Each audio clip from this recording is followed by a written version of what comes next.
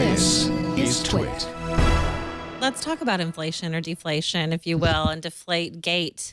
I mean, is a scandal also part of the marketing play? We saw some brands actually jump all over Deflategate, and I think it was like Krispy Kreme, and there were a few others that actually Downy was one of them that jumped on with some tweets and got some traction. Is that really a strategy? Is that a play? I mean, should they try to jump across some controversial topics, speaking of politics, and try to make some sort of marketing move out of it?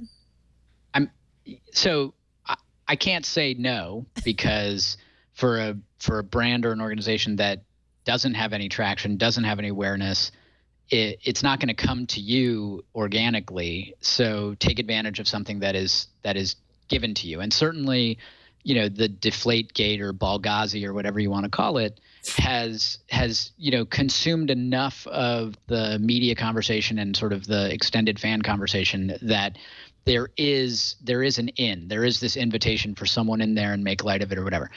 I actually look at it though from the other perspective, which is, the whole controversy about whether or not Tom Brady and the Patriots, broke the rules, et cetera, should be evidence to any brand out there the importance of being involved in the conversation and having something to say and dealing with it, because the brand of the NFL is the one that's actually being significantly affected by this.